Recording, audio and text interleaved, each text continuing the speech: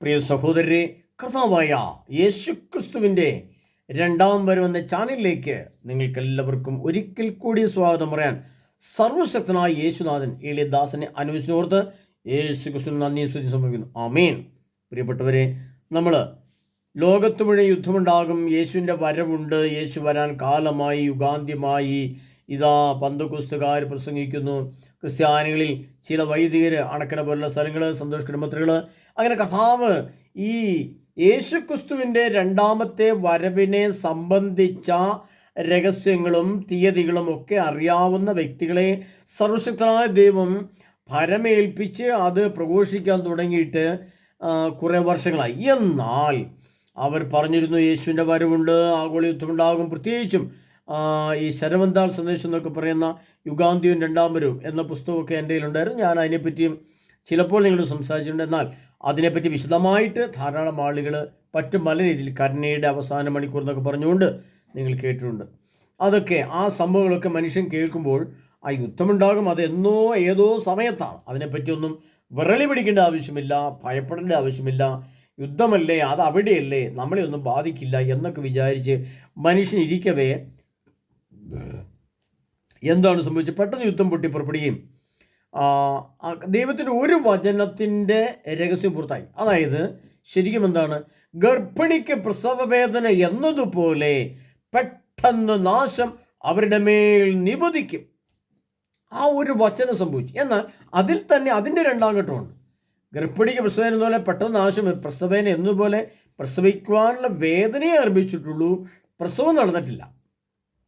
ആ പ്രസവത്തിൻ്റെ രണ്ടാം ഘട്ടം എന്ന് പറയുന്നത് 2027 ആ 27 യഥാർത്ഥ മൂന്നാം ലോക മഹായുദ്ധം പൊട്ടിപ്പുറപ്പെടേണ്ടത്, അഥവാ പൊട്ടിപ്പുറപ്പെടുന്നത്. അവിടെ മുതൽ, തുടക്കം മുതൽ, ആദ്യം മുതൽ തന്നെ ആണവ ആയുധ സ്ഫോടനങ്ങളും വിനാശകരമായ വലിയ ബോംബ് വർഷങ്ങളും ലോകത്തിലെ എല്ലാ രാഷ്ട്രങ്ങളും തമ്മിലുള്ള വൈരാഗ്യബുദ്ധി തീർക്കുകയൊക്കെ ചെയ്യുന്ന അതിപൈശാചികമായ പ്രവൃത്തികളുടെ ആരംഭം അന്നാണ്. അന്ന് യഥാർത്ഥത്തിലുള്ള പ്രസവത്തിൻ്റെ വേദനയുടെ ഒന്നാം ഘട്ടം പൂർത്തിയാക്കി പ്രസവത്തിൻ്റെ ആരംഭം തുടങ്ങും.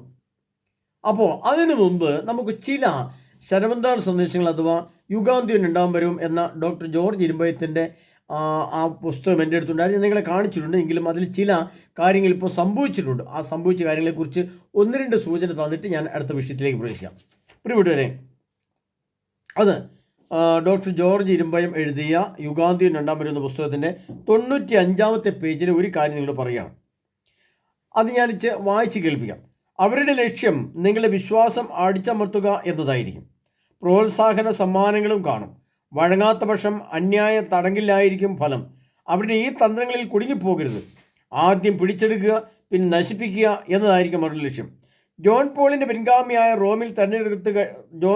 പിൻഗാമിയെ റോമിൽ തെരഞ്ഞെടുത്ത് കഴിയുമ്പോൾ ഒരു ആഗോള മതം നിലവിൽ വരും. വത്തിക്കാൻ പോലും അവരുടെ നിയമങ്ങൾക്ക് വഴിപ്പെടും. അനന്തരം ആ സമയത്ത് ഇവിടെ ഇല്ലായിരുന്നു എന്ന കഴിവ് വിശ്വാസികൾക്ക് പറഞ്ഞു കൊടുക്കുകയും ഞങ്ങളിവിടെ ഇല്ലായിരുന്നു, അതുകൊണ്ട് നിങ്ങളെ ഇതിനെപ്പറ്റി ഒന്നും അറിയിക്കാൻ പറ്റിയില്ല എന്ന് പറഞ്ഞുകൊണ്ട് ഇവരെന്ത് ചെയ്യും? ഒരു ഏകലോക മതത്തിന് വഴിപ്പെടും. വത്തിക്കാൻ നമ്മുടെ കത്തോലിക്ക സഭയുടെ ആസ്ഥാനവും കത്തോലിക്ക സഭയുടെ ആളുകളും ഈ ഏകലോക മതത്തിനും അതിൻ്റെ തിന്മയ്ക്കും വഴിപ്പെടും, അടിമപ്പെടും. എന്നിട്ട് ഞങ്ങളിവിടെ ഇല്ലായിരുന്നു, അതുകൊണ്ടാണ് സംഭവിച്ചു പോയത് എന്നൊരു ഒഴിവ് പറയും. അതായത് നമ്മുടെ കത്തോലിക്ക സഭയുടെ നാശം ഉണ്ട് എന്ന് വിശുദ്ധ പൗസ്റ്റീനാമയിലൂടെ യേശു ക്രിസ്തു കൊടുത്ത സന്ദേശമാണ് ഇപ്പോൾ നിങ്ങൾ പറഞ്ഞു. ഇനി അതേ പുസ്തകത്തിന് തന്നെ 51-ാമത്തെ പേജിൽ ചില പ്രധാനപ്പെട്ട രഹസ്യങ്ങൾ, എൻ്റെ ക്ലാസിൻ്റെ അടിസ്ഥാനവും അത് തന്നെയാണ്. അതിൻ്റെ ഞാൻ ഇത്രമാത്രം ശക്തമായി ഈ യേശു ക്രിസ്തുവിൻ്റെ രണ്ടാമത്തെ വരവിനെ പ്രഘോഷിക്കാനുണ്ടായ അടിസ്ഥാന കാരണം, സഭയെ നോക്കാതെ, സഭയെ ചിന്തിക്കാതെ, സഭ എന്നെ പുറത്താക്കിയാലും എന്തു വന്നാലും പ്രശ്നമില്ല എന്ന് വിചാരിക്കാനുള്ള ശക്തിയും ധൈര്യം തന്നത് ഈ വചനത്തിലാണ്. അത് യുഗാന്ത്യം രണ്ടാം വരവ് പുസ്തകത്തിൻ്റെ പേജ് നമ്പർ 51. അവിടെ ഇങ്ങനെ എഴുതിയിരിക്കുകയാണ്: താമസിയാതെ ഭൂമിയെ അന്ധകാരം മൂടും, സമുദ്രം അശാന്തമാകും, എൻ്റെ സ്നേഹത്തിൻ്റെ പ്രകാശം മാത്രമേ ശേഷിക്കൂ. എൻ്റെ തിരഞ്ഞെടുക്കപ്പെട്ട മക്കൾ, അതായത് വൈദികർ, ജനത്തെ ഒരുക്കുന്നില്ല എങ്കിൽ ശിക്ഷിക്കപ്പെടും. പലരും പാപങ്ങളെ ഗൗരവമായി എടുക്കുന്നില്ല, അനുദപിക്കാൻ പറയുന്നില്ല. പ്രാർത്ഥനയുടെ ശക്തി ആർജിക്കുക, ദുഷ്ടാരൂപി നിങ്ങളെ വേട്ടയാടിക്കൊണ്ടേയിരിക്കും. അമ്മമാർ സ്വന്തം മക്കളെ പിറക്കാൻ അനുവദിക്കാതെ കൊന്നുകളയുന്നു. ഗർഭചിത്രമാണ് ഏറ്റവും വലിയ പാവം. സ്വർഗഭോഗവും വിവാഹത്തിന് മുമ്പുള്ള ലൈംഗികതയും വഴി ആളുകൾ കഠിനമായ പാപം ചെയ്തു കൂട്ടുന്നു. അപ്പോൾ ഇതെല്ലാം പറഞ്ഞ് നമ്മുടെ സഭ, വൈദികർ, മെത്രാന്മാർ, ആഗോള സഭയിലെ ഏത് മെത്രാന്മാർ നോക്കും ക്രിസ്ത്യാനികളെ, തൻ്റെ പൊന്നോമന മക്കളെ, യേശുവിൻ്റെ പൊന്നോമന മക്കളെ, സഭയുടെ മക്കളെ ഒരുക്കുന്നില്ല. അതുകൊണ്ടാണ് പറഞ്ഞത്, ഒന്നുകൂടെ എഴുതുന്നത്, എൻ്റെ തിരഞ്ഞെടുക്കപ്പെട്ട മക്കൾ ആയ വൈദികർ ജനത്തെ ഒരുക്കുന്നില്ല എങ്കിൽ ശിക്ഷിക്കപ്പെടും. പലരും പാവങ്ങളെ ഗൗരവമായി പരിഗണിക്കുന്നില്ല. ഈ ഒരു വചനം എന്നെ ശക്തമായി എൻ്റെ ആത്മാവിനെ പിടിച്ചു കുലുക്കിയ ഒരു വചനമാണ്. കാരണം സഭയാണ് പഠിപ്പിക്കേണ്ടത്, വൈദികരാണ് ജനത്തെ ഒരുക്കേണ്ടത്, മെത്രാന്മാരാണ് നിർദ്ദേശം കൊടുക്കേണ്ടത്, സഭാ നേതൃത്വമാണ് യഥാർത്ഥ തിന്മയിൽ നിന്നും പാപത്തിൻ്റെ പിടുത്തത്തിൽ നിന്നും മനുഷ്യരെ രക്ഷിക്കേണ്ടതെന്ന് സഭയ്ക്കും ലോകത്തിനും അറിയാമായിരിക്കേ അവർ ഒരുക്കുന്നില്ല എന്ന് ഞാനല്ല പറഞ്ഞത്, വിശുദ്ധ അപ്പോസ്തലനായ യേശു ക്രിസ്തുവാണ് പറഞ്ഞത്. പരിശുദ്ധ അമ്മയും ഇതേപോലെ പറയുന്നുണ്ട്. ഇനി അടുത്തൊരു വചനം കൂടെ നമുക്ക് നോക്കിയിട്ട് ഞാൻ ഈ ഇപ്പോഴത്തെ സംഭവങ്ങളെ കുറിച്ച് പറയാം. അവിടെ ഇങ്ങനെയാണ്, അതേ പുസ്തകം തന്നെ, യുഗാന്തി 2 എന്ന പുസ്തകത്തിൻ്റെ 42 പേജും, ഈ ദിവസങ്ങളെപ്പറ്റി പ്രവചനങ്ങൾ തന്നിട്ടുണ്ട്. എൻ്റെ അതിരില്ലാത്ത കരുണ കൊണ്ട് നിങ്ങൾക്ക് ഞാൻ അടയാളങ്ങൾ തന്നിട്ടുണ്ട്. പരിശുദ്ധാത്മാവിനോട് യാചിക്കുക, നിങ്ങൾക്ക് എല്ലാ രഹസ്യവും വെളിപ്പെട്ട് കിട്ടും. ദിവസങ്ങൾ എണ്ണിപ്പെട്ടിരിക്കുകയാണ്, ഒരുങ്ങുക. ഒരിക്കലും പ്രാർത്ഥന നിർത്താതെ രാവും പകലും ജാഗ്രതയുള്ളവരായിരിക്കുക. ശുദ്ധീകരണ ദിനങ്ങൾ സമീപിച്ചിരിക്കുന്നു എന്ന് നിങ്ങൾ സഗൗരവം മനസ്സിലാക്കുക. ഇത്രയും 3 കാര്യങ്ങൾ, 3 പ്രധാനപ്പെട്ട പോയിന്റുകൾ ഈ യുഗാന്തിയും 2 വരവ് എന്ന് പറഞ്ഞ പുസ്തകം നിങ്ങൾ നേരത്തെ കാണിച്ചിട്ടുള്ളതാണ്. ഇതിൻ്റെ പുറംപേജാണ് നിങ്ങൾ കാണിച്ചത്. ഇതിനകത്ത് തന്നെ മറ്റൊരു വചനമുണ്ട്, അമേരിക്ക പിടിച്ചെടുക്കപ്പെടുകയോ നശിപ്പിക്കപ്പെടുകയോ ചെയ്യുന്ന സമയം വരുന്നുണ്ട് എന്ന് ഈ പുസ്തകമുണ്ട്. ഇത്രയും കാര്യം ഞാൻ ആമുഖമായിട്ട് പറഞ്ഞത്. ഇതിനകത്ത് ഒരു കമൻറ്റ്, എൻ്റെ ക്ലാസ്സിൻ്റെ കഴിഞ്ഞ ദിവസത്തെ ക്ലാസ്സിൻ്റെ ഒരു കമൻറ്റ് കണ്ട്, ഗരവന്താൾ സന്ദേശത്തെപ്പറ്റി ബുധനെ എന്തെങ്കിലുമൊക്കെ സൂചന തരാമോ, അതിനെപ്പറ്റി ക്ലാസ് എടുക്കാമോ എന്ന് കുറച്ച് കമൻറ്റിൽ കൂടി ചോദിച്ചിട്ടുണ്ട്. അതുകൊണ്ടാണ് ഞാൻ ഇത്രയും കൂടുതലായിട്ട് ഈ വിഷയത്തെക്കുറിച്ച് ആസ്പദമാക്കി പറഞ്ഞത്. അപ്പോൾ ഇതിനകത്ത് അടിസ്ഥാനപരമായ കാര്യം എന്ന് പറയുന്നത്, ഈ സഭ ഒരുങ്ങുവാൻ വേണ്ടി 3 വർഷം മുമ്പ് ഇന്ന് സഭ കാണുന്നത് പോലെ, ഇന്ന് സഭയ്ക്കകത്ത് കാണുന്ന പോലുള്ള കുമ്പസാരമോ ഒന്നുമല്ല, ഇന്നത്തെ പോലുള്ള പ്രാർത്ഥനയോ ഇന്നത്തെ പോലുള്ള ധ്യാനങ്ങളൊന്നുമല്ല. അത് എൻ്റെ ധ്യാനം കൂട്ടിയിട്ടുള്ളവർക്കറിയാം. ഇപ്പോൾ തന്നെ പ്രിയപ്പെട്ടവരെ, എനിക്ക് കഴിഞ്ഞ ദിവസം ഒരാൾ എന്നെ വിളിച്ച് പറഞ്ഞതുപോലെ, എനിക്ക് നിൽക്കുവാൻ സമയമില്ലാത്ത വിധം ധാരാളം ധ്യാനത്തിൻ്റെ ഓർഡറുകളൊക്കെ കിട്ടുകയാണ്. ഒരു മാസം തന്നെ 2-3 ധ്യാനത്തിന് ബുക്കിംഗ് വന്നു കഴിഞ്ഞു. അപ്പോൾ അതിനർത്ഥം എന്ന് വെച്ചാൽ, ഇപ്പോൾ പൊട്ടിപ്പുറപ്പെട്ടിരിക്കുന്ന യുദ്ധം എല്ലാവരുടെയും വിചാരം, കഴിഞ്ഞ ദിവസം എന്നെ ഒരാൾ ഫോണിൽ വിളിച്ച് ചോദിച്ച ഇപ്രകാരമാണ്, ബ്രദറെ, ഈ യുദ്ധം എപ്പോഴാണ് അവസാനിക്കുന്നത്? അമേരിക്ക പറഞ്ഞിരിക്കുന്നത് 1 മാസത്തെ കഠിന യുദ്ധമേ ഉള്ളൂ, അത് കഴിഞ്ഞാൽ 1 മാസം കൊണ്ട് ഈ പ്രശ്നങ്ങളൊക്കെ പരിഹരിച്ച് നമ്മുടെ എയർപോർട്ടുകളൊക്കെ നന്നാക്കാൻ തുടങ്ങും. പെട്ടെന്ന് എയർപോർട്ട് പഴയ പോലെ എയർപോർട്ടുകളാക്കും, വിമാനങ്ങളെല്ലാം വീണ്ടും സർവീസ് തുടങ്ങും, വീണ്ടും നമ്മുടെ വിസ പരിപാടി ആരംഭിക്കും. കാനഡയിലേക്ക് അവസരങ്ങൾ, UK അവസരങ്ങൾ, മോസ്കോയിലേക്ക് അവസരങ്ങൾ, ലണ്ടനിലേക്ക് അവസരങ്ങൾ, വാഷിങ്ടണിലേക്ക് അവസരങ്ങൾ, അങ്ങനെ ഒത്തിരി രാഷ്ട്രങ്ങളിലേക്ക്, ദുബായ് സിറ്റിയിലേക്ക് ഇഷ്ടംപോലെ അവസരങ്ങൾ, വീണ്ടും ഇതുപോലെ തുടങ്ങും. അല്ലേ? അങ്ങനെയല്ലേ? യുദ്ധം അവസാനിക്കല്ലേ? പെട്ടെന്ന് തീരുമോ? മുന്നോട്ട് തീരുമോ എന്നൊക്കെ ചോദിച്ചു. എൻ്റെ പൊന്നു പ്രിയ മക്കളെ, നിങ്ങൾ മനസ്സിലാക്കുക, ഇനി എങ്ങോട്ട് നിങ്ങളുടെ തലയ്ക്കകത്ത് വെളിവുണ്ടാകാൻ വേണ്ടി പ്രാർത്ഥിക്കുക. ഞാൻ നിങ്ങൾ ഒരേ ഒരു കാര്യങ്ങൾ പറയാനായിരിക്കുകയാണ്. ഈ 2026 എന്ന ഡേറ്റ് എവിടെ നിന്നാണ് വന്നതെന്ന് സാമാന്യ ബുദ്ധിയുള്ള പ്രിയ ജനങ്ങളെ നിങ്ങൾ ചിന്തിക്കുക. AD 33 നിന്ന് 1000 കൂട്ടുമ്പോൾ 1033 കിട്ടും. 1033 വീണ്ടും 1000 കൂട്ടുമ്പോൾ 2033 കിട്ടും. 2033 എന്ന സംഖ്യ ആയിട്ടില്ല. 2033 2033 ആകാൻ പുറകോട്ട് 7 വർഷം കുറയ്ക്കുമ്പോൾ കിട്ടുന്ന സംഖ്യ 2026. 2026 7 2033. അപ്പോൾ അവിടെ നമ്മൾ എത്തിയിരിക്കുകയാണ്. 7 വർഷം കൊണ്ട് മുന്നോട്ട് പോയാൽ 2033 എത്തും. അതുകൊണ്ടാണ് മത്തായിയുടെ സുവിശേഷം 24-ാം അധ്യായത്തിൽ കർത്താവ് യുഗാന്ത്യം വരെ എന്നും ഞാൻ നിങ്ങളുടെ ഉണ്ടായിരിക്കും. അത് കൊറിന്തോസ്യർ ലേഖനത്തിൽ വന്നപ്പോൾ പരിശുദ്ധാത്മാവ് നിറഞ്ഞു പറഞ്ഞു, യുഗങ്ങളുടെ അന്തിമഘട്ടം നമ്മിലാണല്ലോ വന്നെത്തിയിരിക്കുന്നത്. ഇത്രയൊക്കെ വ്യക്തമായിട്ട് വിശുദ്ധ ഗ്രന്ഥത്തിൽ പറഞ്ഞിട്ടും ഇത് പഠിപ്പിക്കാൻ പറ്റാത്ത വൈദികരും പഠിപ്പിക്കാത്ത ജനവും കേൾക്കാത്ത ജനവും തൻ്റെ നാശത്തിൻ്റെ കൂപാരത്തിൽ വീണ് നശിച്ചു പോകുന്നല്ലാതെ ഒരൊറ്റ വ്യക്തിയും രക്ഷപ്പെടുമെന്ന് എനിക്ക് തോന്നുന്നില്ല പ്രിയപ്പെട്ടെ. പ്രത്യേകിച്ച് കത്തോലിക്ക സഭയിൽ നിന്നുകൊണ്ട് ഒരുത്തും രക്ഷപ്പെടില്ല. അത് പച്ചയായിട്ട് പറഞ്ഞേക്കാം, തുറന്ന് ഞാൻ പറയുകയാണ്.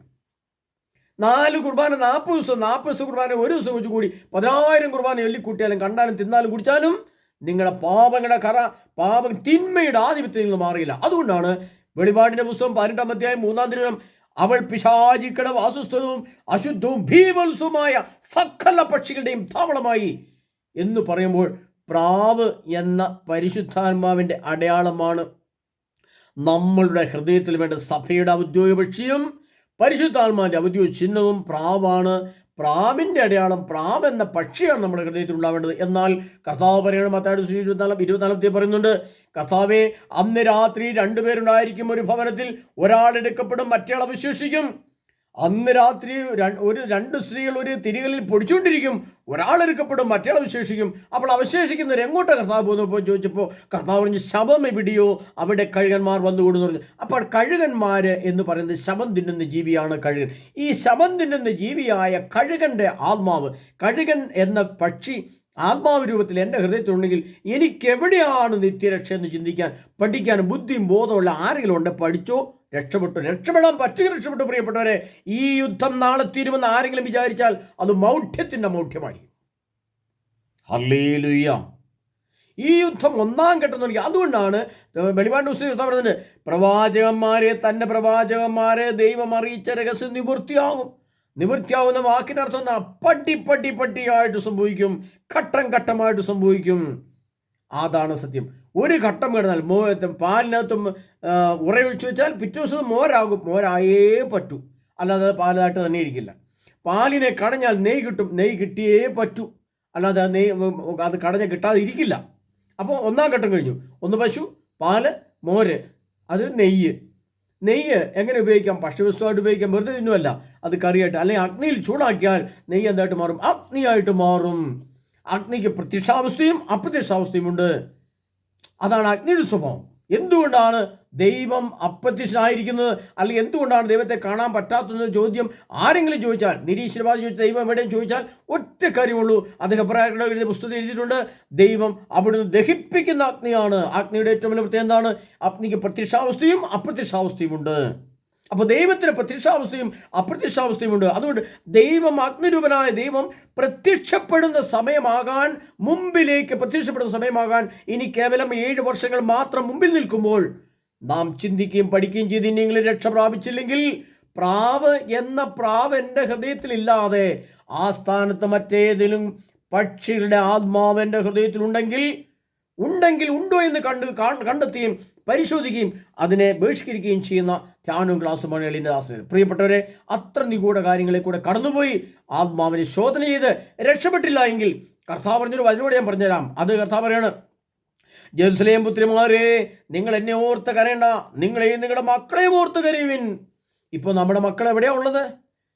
നമ്മുടെ കൂടെ നമ്മുടെ മക്കളുണ്ടോ പ്രിയപ്പെട്ടവരെ? ആ മക്കൾക്ക് എന്താ സംഭവിക്കുക?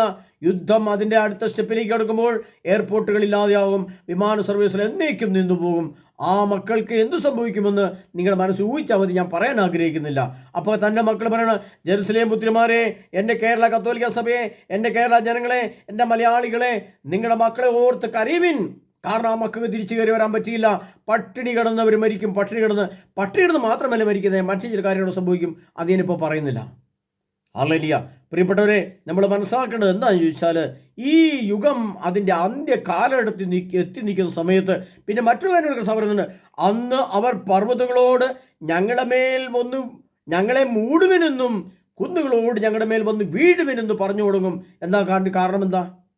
പർവ്വതങ്ങളോട് ഞങ്ങളുടെ മേൽ വന്ന് വീഴുവിനെന്നും കുന്നുകളോട് ഞങ്ങളെ വന്ന് മൂടുവിനെന്ന് പറഞ്ഞു തുടങ്ങും. എന്താ അതിൻ്റെ കാരണം? അത്ര ഭീകരമായ ഭയാനകമായ ആഗോള 3-ാം ലോക മഹായുദ്ധത്തിൻ്റെ ഇരമ്പലും അതിൻ്റെ ശത്രുസംഹാരവും, വലിയ പർവ്വതം പോലെ 2 സൈഡിൽ നിന്നും ലക്ഷക്കണക്കിന് കോടിക്കണക്കിന് വരുന്ന യുദ്ധസന്നാഹങ്ങൾ അടുത്തടുത്ത് വരികയും അത് ഗോഗമാഗോ യുദ്ധമായിട്ട് പടർന്ന് ലോകത്തെ മുഴുവൻ ഇന്ന് കണ്ണുകൊണ്ട് എന്തൊക്കെ കാണുന്നുണ്ടോ അത് മുഴുവൻ കത്തിച്ച് നശിപ്പിക്കുകയും ചെയ്യുന്ന ഭീകര യുദ്ധമാണ് ഇനി വരാം. അതുകൊണ്ടാണ് ദാനിയേൽ പറഞ്ഞത്, അത് സത്യവും വലിയ യുദ്ധത്തെക്കുറിച്ചുള്ളതുമായിരുന്നു. അവസാനം വരെ യുദ്ധം ഉണ്ടായിരിക്കും. ഇപ്പോൾ തുടങ്ങി വെച്ചു. അതിൻ്റെ 1-ാം ചവിട്ടുപടിയിലാണ് നാം ഉള്ളത്. അപ്പോൾ നാളെ അങ്ങോട്ട് സുഖമാകും, നാളെ അങ്ങ് രക്ഷപ്പെടാമെന്ന് ആരെങ്കിലും വിചാരിച്ചാൽ, പൊന്നുപ്രിയ മക്കളെ, നിങ്ങൾ ആ തെറ്റിദ്ധാരണ ഉപേക്ഷിക്കുക. ഈ യുദ്ധം അതിൻ്റെ ഘട്ടത്തിലേക്ക് കടക്കും, അടുത്ത ഘട്ടത്തിലേക്ക് കടക്കും. അതുകൊണ്ടാണ് അതുകൊണ്ടാണ് തൻ്റെ പ്രവാചകന്മാരെ ദൈവം അറിയിച്ച രഹസ്യം നിവൃത്തിയാകുമെന്ന വചനത്തിനർത്ഥം പടിപടിയായി സംഭവിക്കുക, ഘട്ടം ഘട്ടമായി സംഭവിക്കുക. ഒന്നാം ഘട്ടം ആരംഭിച്ചു, ഇനി അടുത്ത രണ്ടാം ഘട്ടത്തിലേക്ക് കയറിയെന്നേ. അല്ലാണ്ട് രണ്ടാം ഘട്ടം ഇല്ലാണ്ട് 50 നിലകളുള്ളൊരു കെട്ടിടത്തിൽ നമ്മുടെ 50ാമത്തെ നില എത്തണമെങ്കിൽ ഒന്നാമത്തെ സ്റ്റെപ്പ് കയറി പിന്നെ അടുത്ത് കയറണ്ടേ, നമുക്ക് മുകളിൽ എത്തണമല്ലോ. എന്നതുപോലെ ഒന്നാം പടിയിൽ കയറിയ രണ്ടാം പടിയിൽ കയറിയേ പറ്റൂ, കയറിയായിരിക്കാൻ പറ്റില്ല. എന്നതുപോലെ യുദ്ധം അതിൻ്റെ രണ്ടാം ഘട്ടത്തിലേക്ക് പ്രവേശിക്കുകയുള്ളൂ. അതിന് യാതൊരു മാറ്റവുമില്ല, വിട്ടുവീഴ്ചയില്ല. എന്നാൽ ഇപ്പോൾ വേറെ കാര്യം പറഞ്ഞാൽ, പ്രിയപ്പെട്ടവരെ, ഈ ആഗോള മൂന്നാം ലോക മഹായുദ്ധം തുടങ്ങേണ്ട അടിസ്ഥാന കാരണം ഇപ്പോഴും ആരംഭിച്ചിട്ടില്ല. അത് കിടക്കുന്ന എവിടെയാണ്?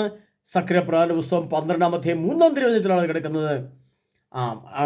അതുപോലെ തന്നെ പിന്നെ മറ്റൊന്ന് വെളിപാടിൻ്റെ പുസ്തകം 6-ാം അധ്യായം 1-ാം മുദ്ര പൊട്ടുന്നിടത്ത് 1-ാം വചനം.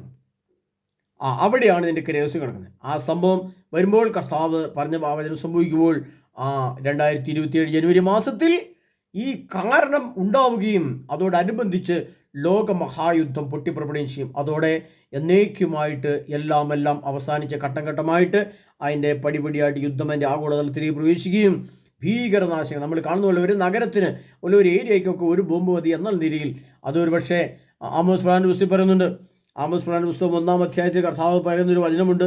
ആ വചനം ശ്രദ്ധിച്ചാൽ നമുക്ക് കുറച്ചുകൂടെ കാര്യങ്ങൾ ബോധ്യമാകും. അവിടെ കർത്താവ് എഴുതിയ വചനത്തെക്കുറിച്ച് നമ്മൾ ഒരു ചെറിയ രീതിയിൽ കൂടെ നമ്മൾ ചിന്തിച്ച് വെച്ചിട്ട് നമ്മൾ അങ്ങോട്ട് പോകുന്നതല്ല. ആമോസ് പ്രവാചകന്റെ പുസ്തകം 1-ാം അധ്യായം അതിൻ്റെ ആമോസ് 1 അവിടെ എഴുതിയിരിക്കുന്ന ആ വചനം കിട്ടി വായിച്ചാൽ, ജനതകളുടെ മേൽ വിധി എന്ന വെച്ചാൽ കർത്താവ് അരുളി ചെയ്യുന്നു, ദമാസ്കസ് ആവർത്തി ചെയ്ത അതിക്രമങ്ങൾക്കുള്ള ശിക്ഷ ഞാൻ പിൻവലിക്കുകയില്ല. കാരണം അവൻ ഗിലെയാദിനെ ഇരുമ്പ് കൊണ്ട് മെതിച്ചു. ആകെ ഞാൻ ഹസായേലിൻ്റെ ഭവനത്തിന്മേൽ അഗ്നിയയിക്കും. പിന്നെ ഗാസിയുടെ മതിൽമേൽ ഞാൻ അഗ്നിയയിക്കും. ആകെ ഞാൻ ടൈറിൻ്റെ മതിൽമേൽ അഗ്നിയയിക്കും. തേമാനുവിൻ്റെ മതിൽമേൽ ഞാൻ അഗ്നിയയിക്കും. പിന്നെ കർത്താവ് വീണ്ടും പറയണം, അവിടുന്ന് എന്താ പറഞ്ഞിരിക്കുന്നത്? വീണ്ടും പറഞ്ഞിട്ടുണ്ട്, ഞാൻ റബ്ബായുടെ മതിൽമേൽ അഗ്നി അയക്കും, മൊബാവിൻ്റെ മതിൽമേൽ ഞാൻ അഗ്നി അയക്കും, യൂദായുടെ മേൽ ഞാൻ അഗ്നി അയക്കും എന്ന് പറഞ്ഞുകൊണ്ട് കർത്താവ് പറയുമ്പോൾ 7 മതിൽമേൽ ഇസ്രായേൽ ചുറ്റും കിടക്കുന്ന 7 രാഷ്ട്രങ്ങളുടെ മേൽ കർത്താവ് അഗ്നി അയക്കും എന്ന് പറഞ്ഞാൽ ബോംബിൽ നിന്ന് വീഴുമ്പം പൊട്ടുമ്പം തീ തന്നെയാണ് നമ്മൾ കാണുന്നുണ്ട്, ആളിക്കത്ത് കാണുന്നത്. പക്ഷെ ആ അഗ്നി അല്ല സർവശക്തനായ ദൈവം അർത്ഥമാക്കുന്നത്, അത് ആണവ ബോംബുകളാണ്. ആ ബോംബുകളെ ഇട്ട് ആ രാഷ്ട്രങ്ങളെ കത്തിച്ചു കളയുന്ന പശ്ചാത്തലമൊക്കെ വരികയാണ്. നമ്മളൊന്നും മനസ്സിൽ വിചാരിക്കാത്ത സമയങ്ങളിലേക്ക് ലോകം കടന്നു പോകുമ്പോൾ പ്രിയ സഹോദരരെ, ഇതെല്ലാം തൊട്ടുമുമ്പിൽ കൺമുമ്പിലാണ്. അതുകൊണ്ട് പ്രിയ സഹോദരരെ, നിങ്ങൾ ശ്രദ്ധിക്കുക. നിങ്ങൾ ഇന്ന് വരെ ഒരുങ്ങിയതോ, നിങ്ങൾ ഇന്ന് വരെ കണ്ടതോ, നിങ്ങൾ ഇന്ന് വരെ കേട്ടതോ, ഇന്ന് വരെ കേട്ട സുവിശേഷമോ, ഇന്ന് വരെ കേട്ട സഭയുടെ പ്രബോധനമോ, ഇന്ന് വരെ കേട്ട സഭയുടെ ഒരുക്കമോ, ഇന്ന് വരെ കേട്ട സഭയുടെ കുമ്പസാരമോ ഒന്നുമല്ല. അതിൻ്റെ ഒക്കെ അപ്പുറത്തേക്ക്. അതുകൊണ്ടാണ് ഒരിക്കൽ ഞാൻ പറഞ്ഞിട്ടുണ്ട്, ഈശോ പറയുന്നുണ്ട്, നിയമജ്ഞരുടെയും പരിസരുടെയും ജ്ഞാനത്തെ നിങ്ങളുടെ ജ്ഞാനം അതിശയിപ്പിക്കുന്നില്ല എങ്കിൽ നിങ്ങൾക്ക് സ്വർഗ്ഗത്തിൽ പ്രവേശിക്കാൻ കഴിയില്ല എന്നതുപോലെ ഇന്നത്തെ സഭാപ്രബോധനങ്ങളെ, ഇന്നത്തെ സഭ പറയുന്ന സുവിശേഷത്തെ അല്ല, അതിനപ്പുറത്തേക്ക് വെളിപാട് ഗ്രന്ഥത്തെ ആസ്പദമാക്കി അതിൽ അന്തർലീനമായിരിക്കുന്ന ആത്മാവിൻ്റെ നിഗൂഢ രഹസ്യങ്ങളെ എടുത്തു പുറത്തു വെച്ച് അത് ഞാൻ എടുത്തണിഞ്ഞ് ആത്മാവിൻ്റെ ശക്തിയും പരിശുദ്ധിയും നിറഞ്ഞ് യേശുവിൻ്റെ വരവായിട്ടുള്ള ഒരുക്കം. ആ ഒരുക്കം എന്ന് പറയുന്നത് പുതിയ ചുരിദാർ മേടിച്ചിടുന്നു, പുതിയ വിസ മേടിക്കുന്നു, പുതിയ ജോലി മേടിക്കുന്നതല്ല, പുതിയ കെട്ടമണിയെന്നല്ല, പുതിയ വാഹനം മേടിക്കുന്നതല്ല, പുതിയ മൊബൈൽ ഫോൺ മേടിക്കുന്നതല്ല പ്രിയപ്പെട്ടവരെ. അതല്ല. നിങ്ങളുടെ വെളിപാട് 22:14 കർത്താവുന്നുണ്ട്, ജീവന്റെ വൃക്ഷത്തിൽ അവകാശം ലഭിക്കുന്നതിനും കവാടങ്ങളുടെ നഗരത്തിലേക്ക് പ്രവേശിക്കുന്നതിനും തങ്ങളുടെ അങ്കികൾ കഴുകി വിശുദ്ധീകരിക്കുന്നവർ ഭാഗ്യവാന്മാർ. ആ നിത്യഭാഗ്യത്തിലേക്ക്, നിത്യമഹത്വത്തിലേക്ക് പോകുവാനുള്ള ആ ഭാഗ്യം, ആ യോഗ്യത, അതാണ് ഭാഗ്യം. അപ്പോൾ അതെങ്ങനെ ഒരുങ്ങണം, എന്ത് ചെയ്യണം? അത് പഠിപ്പിച്ചിട്ടില്ല, ആരും പഠിപ്പിക്കുന്നില്ല, ആർക്കും അറിയത്തുമില്ല. ഹല്ലേലൂയ. പ്രിയ സഹോദരരെ, അതിനാൽ ഈ യുദ്ധം നാളെ അവസാനിക്കും, പുതിയ വിസ നാളെ മേടിക്കാം. ഞാൻ ജർമ്മൻ ഭാഷ പഠിച്ച് നിൽക്കുക, എനിക്ക് അങ്ങോട്ട് കയറാൻ വേണ്ടി ധൃതി പിടിച്ച് നിൽക്കുക. ഞാൻ എൻ്റെ മകളോ ജർമ്മൻ ഭാഷ പഠിച്ച് IELTS പഠിച്ച് OLTS പഠിച്ച് എഴുതി ജയിച്ചു. ആ 10 ലക്ഷം രൂപ കൊണ്ട് ഏജൻറ്റിന് കൊടുത്തു. ഇപ്പം വരും വിചാരിച്ചു നിൽക്കുമ്പോഴാണ് ഇവിടെ യുദ്ധം പൊട്ടിപ്പുറപ്പെട്ടെ. ഇപ്പോൾ അവരുടെ മനസ്സിലെ വികാരം എന്തായിരിക്കും? ഇനി അതുമാത്രം വേണം, അവിടെ എത്തപ്പെട്ട് കഴിഞ്ഞാൽ തിരിച്ച് റിട്ടേൺ വരുമോ? ഇല്ല, വരാൻ പറ്റില്ല. അതുകൊണ്ട് കർത്താവ് പറയാണ്, ദേവാലയത്തിലെ 3 വിഗ്രഹങ്ങളെ കർത്താവ് ചവിട്ടിത്തെറിപ്പിച്ച് അട്ടിച്ചുടച്ചു തോർക്കണം. ജെറുസലേം ദേവാലയത്തിൽ ആട്, കാള, പ്രാവ്, നാണയം, 4 വിഗ്രഹങ്ങൾ. ആ 4 വിഗ്രഹങ്ങളെ കർത്താവ് സർവശക്തനായ ദൈവം അടിച്ച് തകർക്കാൻ പോവുകയാണ്. അപ്പോൾ നമ്മുടെ ബാങ്കിലെ അക്കൗണ്ട് നിന്ന് പോകും, നമ്മുടെ പാസ്ബുക്ക് ശൂന്യമാകും, ബാങ്കിൽ നിന്ന് ഒരു പൈസ പോലും കിട്ടത്തില്ല, നമ്മുടെ കയ്യിലെ പൈസ ചോർന്നു പോകും, ശൂന്യമാകും. 10 പൈസ കയ്യിലില്ലാതെ നാം നിലവിളിക്കും. അപ്പോൾ ഇപ്പോൾ ഈ പശ്ചാത്തലം ചുരുങ്ങിയ സമയത്തിനുള്ളിൽ സർവശക്തനായ യേശു ക്രിസ്തുവിൻ്റെ കൂടെ, നിത്യജീവൻ തരുന്ന സ്വർഗീയ അപ്പൻ്റെ മകനായ യേശു ക്രിസ്തുവിൻ്റെ കൂടെ എൻ്റെ പാപങ്ങളെ മുഴുവനും കാൽവരിയുടെ ക്രൂശിൽ ഏറ്റെടുത്ത് സ്വന്തം ശരീരത്തിൽ ആഭവിച്ച് ശരീരത്തിലെ മാംസകഷ്ണങ്ങൾ വേർപെട്ടപ്പോഴും രക്തം ധാരധാരയെ ഒഴുക്കിയപ്പോഴും എനിക്ക് വേണ്ടി ജീവൻ ബലിയർപ്പിച്ച ആ യേശു ക്രിസ്തുവിനോട് ചേർന്ന് നിൽക്കാൻ ചങ്കൂറ്റും ധൈര്യമുള്ള, ആ ക്രിസ്തുവിനോട് ചേർന്ന് നിൽക്കാൻ ധൈര്യമുള്ള ഏതൊരു വ്യക്തിക്കും സർവശക്തനായ ദൈവം അവരെ സംരക്ഷിക്കുന്ന വെളിപാടിൻ്റെ പുസ്തകം 3-ാം അധ്യായം 10-ാം തിരുവചനം സകല ഉപവാസികളെയും പരിശോധിക്കാനായി ലോകത്തിലുണ്ടായിരിക്കുന്ന പരീക്ഷകളുടെ സമയത്ത് നിന്നെ ഞാൻ സംരക്ഷിക്കുകയും ചെയ്യും. ആ വചനത്തിലേക്ക് നമ്മൾ എത്തപ്പെടണം പ്രിയപ്പെട്ടവരെ. ഒരു കൊട്ടത്താപ്പ് വിശ്വാസവും ഒരു കൊട്ടത്താപ്പ് ധ്യാനവും ഒരു ചുമ്മാ ഒരു അഴകുഴവൻ കുമ്പസാരം കൊണ്ടൊന്നും നിത്യരക്ഷയുടെ ജീവന്റെ പടിയുടെ വാതിൽ കൃത്തില്ല. ഹല്ലേലൂയ. അതിനാൽ പ്രിയ സഹോദരങ്ങളെ, നിങ്ങൾ വിചാരിക്കുന്ന രീതിയിലുള്ള ഒരുക്കമോ നിങ്ങളുടെ മനസ്സിൽ ഏകദേശം കണ്ടിട്ടുള്ള കാര്യങ്ങളൊന്നുമല്ല. യേശു ക്രിസ്തുവിന്റെ രണ്ടാമത്തെ വരവിന് മുമ്പുള്ള മഹാപീഡനവും മഹാദുരിതവും പട്ടിണിയും വാളും രോഗവും ആകുലതയും അസ്വസ്ഥയും നിറഞ്ഞ കലുഷിതമായി ഇടത്തോട്ടും വലത്തോട്ടും നോക്കിയ ഒരു രക്ഷയും ഒരു ആശ്വാസവചനം കിട്ടാത്ത പശ്ചാത്തലം ഭൂമിയിൽ വരുമ്പോൾ നാം വെപ്രാളം പിടിക്കുകയല്ല, വീണ് മരിച്ചു പോകും പ്രിയപ്പെട്ടവരെ.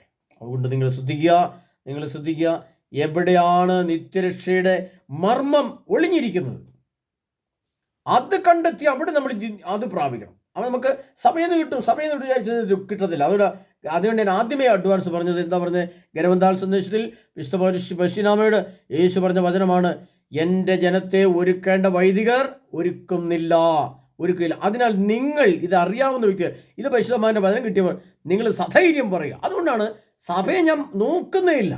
പുറത്താക്കിയോ, രക്ഷപ്പെട്ടോ, എന്നെ ഭീഷണിപ്പെടുത്തിയോ, എന്നെ എന്തെങ്കിലും ചെയ്യുമെന്ന് ഭീഷണിപ്പെടുത്തിയോ ഒന്നും സഭയെ ഞാൻ നോക്കുന്നേയില്ല. സഭ എന്നെ എന്ത് ചെയ്താലും എനിക്ക് പ്രശ്നമല്ല. എൻ്റെ കർത്താവായ യേശുവിൻ്റെ രണ്ടാമത്തെ വരവ് സധൈര്യം ഞാൻ പ്രഘോഷിച്ചിരിക്കും. ഹല്ലേലൂയ. അതുകൊണ്ട് സഭ നാളെ ഒരുക്കും. അയ്യോ എൻ്റെ പൊന്നുമക്കളല്ലേ, ചക്കരമക്കളല്ലേ, അയ്യോ അവരെ സ്വർഗത്തിൽ എത്തിക്കേണ്ട ചുമതല എനിക്ക് അച്ഛന്മാർക്കും എത്രമാർക്കുള്ളതല്ലേ, അന്ന് ഒരുക്കും. ചിന്തിക്കുകയും വേണ്ട. ഹല്ലേലൂയ. പ്രിയ സഹോദരങ്ങളെ, അതുകൊണ്ട് നാളെ യുദ്ധം തീരും, ഇനിയും കയറാമെന്ന് ആരും വിചാരിച്ചേക്കരുത്. ഇപ്പോൾ നാം എവിടെയാണോ അപ്പട്ട ഇരുന്ന് നിത്യരക്ഷയുടെ എന്തെങ്കിലും വചനങ്ങൾ കിട്ടിയാൽ ഒരുങ്ങാൻ പറ്റിയ ഒരുങ്ങി, ഇല്ലെങ്കിൽ നാം ആയിരിക്കുന്ന സ്ഥലം ക്രിസ്തുവിന് കൂടെ അല്ല എങ്കിൽ, യേശുവിൻ്റെ കൂടെ അല്ല എങ്കിൽ, വിശുദ്ധിയും പരിശുദ്ധിയും നിറഞ്ഞ അല്ല എങ്കിൽ, നാം ആയിരിക്കുന്ന സ്ഥലം അഗ്നിഗോളത്തിന് വിട്ടുകൊടുക്കും സർവശക്തനായ ദൈവം. കത്തിക്ക് കളയുക. കർത്താവ് ഞാൻ അഗ്നി കൊണ്ട് കഴിവെന്ന് പറഞ്ഞിട്ടുണ്ട്. അഗ്നിശോധനത്തിന് വ്യക്തമായിട്ട് പറഞ്ഞിട്ടുണ്ട്. കുർദോസ്കരത്തിൽ ലേഖനത്തിൽ പറയുന്നുണ്ട്, യേശു ക്രിസ്തു എന്ന അടിസ്ഥാനം സ്ഥാപിക്കപ്പെട്ട് കഴിഞ്ഞു, അതിന്മേൽ മറ്റൊന്ന് പണിയുവാൻ ആർക്കും കഴിയില്ല. ഈ അടിസ്ഥാനത്തിൽ പണിതിട്ട് സ്വർണമോ വെള്ളിയോ രത്നമോ പുല്ലോ വൈക്കോലോ തടിയോ ഏതുകൊണ്ട് പണിതാലും അഗ്നി അതിനെ പരിശോധിക്കും. അഗ്നി അതിനകത്തൂടെ കയറി പോകുമ്പോൾ ഏത് വസ്തു നിലനിൽക്കുന്നുവോ ആ വസ്തുവിൻ്റെ ആത്മാവുള്ള വ്യക്തിക്ക് മാത്രമേ നിത്യരക്ഷ സാധിക്കുകയുള്ളൂ. ഹല്ലേലൂയ. ആമേൻ. പ്രിയപ്പെട്ടവരെ, അതുകൊണ്ട് നിത്യരക്ഷ എന്ന് പറയുന്നത് നിസ്സാരമല്ല, അത് അതികഠിനമാണ്. എന്നാൽ അതികഠിനമായി അധ്വാനിച്ചത് നേടിയെടുത്താലോ പിന്നെ നമ്മൾ സമാന്തരമായി ശാന്തമായി സ്വസ്ഥമായി നമുക്കെല്ലാം തികഞ്ഞ രീതിയിലാവും. പിന്നെ കർത്താവിൻ്റെ ആത്മാവ് നമ്മളെ സംരക്ഷിച്ചുകൊള്ളും. അതുകൊണ്ട് ഭയം വേണ്ട. എന്നാൽ അതിനു മുമ്പ് യേശു വിചാരിക്കുന്ന രീതിയിൽ ആ വചനത്തിൽ കൂടെ ഒരുങ്ങി വന്ന് പൂർണ്ണത പ്രാപിച്ചില്ലെങ്കിൽ നാം ഭയപ്പെടുക തന്നെ വേണം. അതിലെ പ്രിയ സഹോദരങ്ങളെ, കർത്താവായ യേശു ക്രിസ്തുവിൻ്റെ രണ്ടാം വരവിനായിട്ട് നമുക്ക് ഒരുങ്ങാൻ വളരെ ശക്തമായിട്ട്. അതുകൊണ്ടാണ് എൻ്റെ ക്ലാസ്സുകളിൽ ഞാൻ പറയുന്നത്, എൻ്റെ വീട്ടിൽ ധ്യാനം വെക്കുന്നുണ്ട്. പിന്നെ നെടുമ്പാശ്ശേരിയിലെ അടുത്തതിൻ്റെ ക്ലാസ് ഞാൻ ഡേറ്റ് പ്രഖ്യാപിച്ചിട്ടില്ല എങ്കിലും മറ്റു സ്ഥലങ്ങളിലേക്കൊക്കെ ആളുകൾ വിളിച്ച് ധ്യാന ക്ലാസ്സുകൾ ചോദിക്കുന്നു, അവിടെ പോകാൻ വേണ്ടി തീരുമാനിക്കുന്നുണ്ട്. അതിനാൽ പ്രിയപ്പെട്ടവരെ, ഞാൻ നിങ്ങളെ വിളിക്കുന്ന സമയത്ത് നിങ്ങൾ വന്നാൽ കൂടിയാൽ രക്ഷപ്പെട്ടാൽ നിങ്ങൾക്ക് നിത്യരക്ഷ ഉറപ്പാകും. അല്ലാതെ ഒരു നിത്യരക്ഷയെക്കുറിച്ച് ധൈര്യമുള്ളവർക്ക് എന്നോട് ഞാൻ ഇപ്പോൾ നിത്യരക്ഷ പ്രാപിച്ചിട്ടാണുള്ളതെന്ന് തെളിയിക്കാൻ കഴിവുള്ള അച്ഛന്മാരോ മെത്രന്മാരോ മാർപ്പാപ്പയോ വൈദികരോ വചനപ്പോഷോ ആരെങ്കിലും ഉണ്ട് എന്നോട് സംസാരിക്കുക. ഞാൻ നിങ്ങൾ പറയുന്ന പോലെ അല്ലാതെ തന്നെ ഒരുങ്ങി നിത്യരക്ഷ പ്രാപിച്ച് ഓൾറെഡി ഇപ്പോൾ കണ്ടീഷനായിട്ടുള്ളത്. അതുകൊണ്ട് എനിക്ക് നിങ്ങളുടെ ക്ലാസ്സിൻ്റെ ആവശ്യമൊന്നുമില്ല, അല്ലെങ്കിൽ കൂടുതൽ ജ്ഞാനത്തിൻ്റെ ആവശ്യമില്ല, വരങ്ങളൊന്നും എനിക്ക് ആവശ്യമില്ല. അതുകൊണ്ട് ഞാൻ രക്ഷപ്പെട്ടു എന്ന് എനിക്കൊന്ന് പറയാൻ ധൈര്യമുള്ള ആരെങ്കിലും ഉണ്ടെങ്കിൽ എന്നെ വിളിച്ച് ഇന്ന ഇത് ഞാൻ ഒരുങ്ങിയിട്ടെന്ന് പറഞ്ഞാൽ ഞാൻ എൻ്റെ കുറവുകൾ വേണം പറഞ്ഞുതരാം, അല്ലെങ്കിൽ എനിക്കൊന്ന് കേൾക്കാൻ അവസരം ഉണ്ടാവുമല്ലോ.